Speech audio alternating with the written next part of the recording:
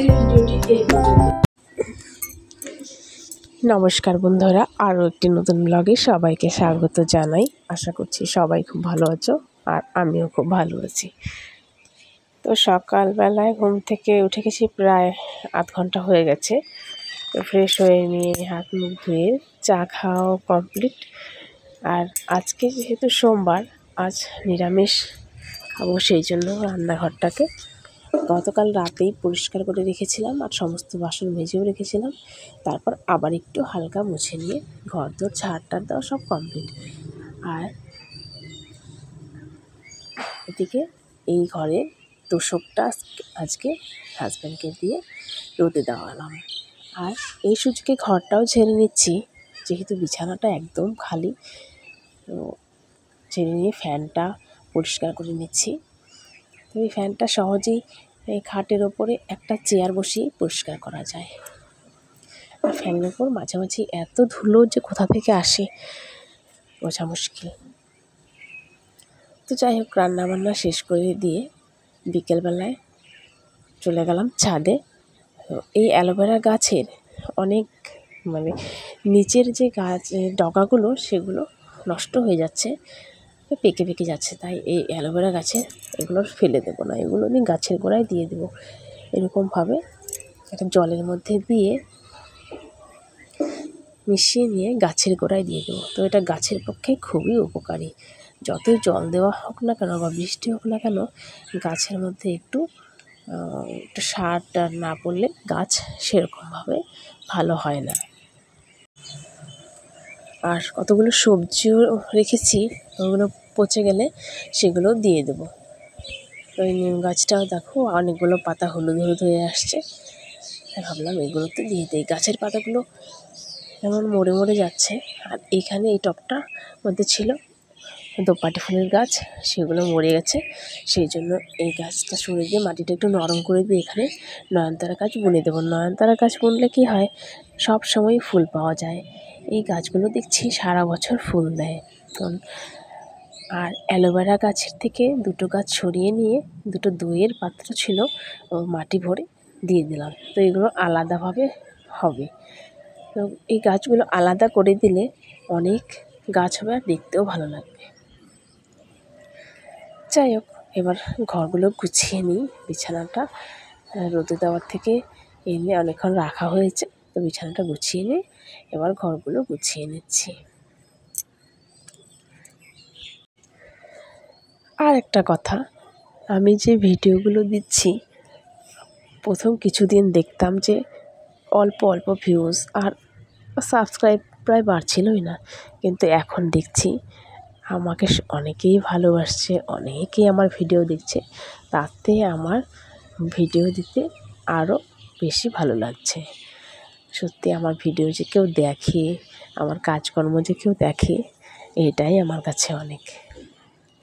আর এই দেখো, জামা কাপড়ও ছিল অনেক, তো এগুলো এখন ভাঁজ করে নিচ্ছি। তো আমার এই ভিডিওটি যদি তোমাদের এতটুকু ভালো লেগে থাকে তাহলে অবশ্যই সাবস্ক্রাইব করে দিয়ে পাশে থেকো। সত্যি বলতে মানুষের ভালোবাসা আর সাপোর্ট ছাড়া এই ইউটিউব যে প্ল্যাটফর্মটা, এতে কেউ এগিয়ে যেতে পারে না। আর যত ভিউজ বাড়বে আর সাবস্ক্রাইব বাড়বে, তত ভিডিও বানানোর একাগ্রতা বলো, মোটিভেট বলো, ততটাই বৃদ্ধি পাবে। আর আমার হচ্ছে এই ঘরের মধ্যে কাজ করতে বেশি ভালো লাগে। আমার ঘর গোছানো, সমস্ত কাজ পরিপাটি করে নিয়ে তারপর নিজেকে পরিষ্কার পরিচ্ছন্ন করা, নিজেকে যত্ন করা। নিজেকে তো অবশ্যই ভালো রাখতে হবে, যত্ন করতে হবে, আর এর মধ্যে রেস্টও করে নিতে হবে। আমিও দুপুরবেলায় রান্নাবান্না শেষ করে নিয়ে যতটুকু কাজকর্ম না করলেই না হয় সেটা করে নিয়ে এসে তারপর ছেলেকে যখন ঘুম পাড়াই তখন আমি কিছু সময় ঘুমিয়ে নিই। আর যদি না ঘুমিয়ে নিই সে সময়টা, তাহলে এর পরবর্তী যে কাজগুলো, যেমন এই গোছ গাছ বলো, গাছ পরিচর্যা বলো, ঘরের কোনো কিছু ক্লিনিং বলো, যেটাই বলো না কেন, সেটা আমার সহজে এনার্জি পাই না। আর এই গরমে তো প্রত্যেকের একই অবস্থা, কোনো কিছুই ভালো লাগে না। আরেকটা জিনিস হচ্ছে কাজের মধ্যে থাকলে না একটু গরমটা কম লাগে, আর যতই একটু বসে বসে থাকা যায় ঘরের মধ্যে ততই মনে হয় যে গরম বেশি আষ্টে পিষ্টে ধরে রাখে। তো সারাদিন তো গেল, এবার সন্ধ্যাবেলা ড্রেসিং টেবিলটা 2 দিন থেকে পরিষ্কার করা হয় না। আর ধুলো, বাবা ধুলো কাকে বলে! তো একটা ওয়াইপস নিয়ে মুছলে দেখা যায় যে এটা কতটা অপরিষ্কার ছিল। আর মাকড়সার ঝুল 2 দিন পর তুমি দেখবে মাকড়সার ঝুল সেম জায়গায় সেমভাবে হয়ে আছে। এই ঝুলগুলো আর কোনাকাচিতে পরিষ্কার না করলে নয়। তো সেগুলো একটু দেখতেই হয় অবসর সময়ে। আর বইয়ের একটা তো মেয়ের প্রত্যেক দিনের এটা কাজ, ও বইটা গোছাতে পারেই না। যতই বলি বইটা এভাবে রাখবি ওভাবে রাখবি, ও এখানকার বই যেমন এই বইগুলো ওর লাগে না, এগুলো আমি আলাদা করে রেখেছি। এগুলো খুবই কম লাগে। আর নিত্য প্রয়োজনীয় যে বইগুলো এগুলো সব সময় লাগে, সেগুলো হচ্ছে এখানে। আর এখানে একটা জ্যামিতি বক্স, এটার মধ্যে সমস্ত কলম, আর এটার মধ্যে পেন্সিলগুলো এভাবে আলাদা করে রাখলাম। যাই হোক, কবে জানি না ও ঠিকমতো গোছাতে পারবে।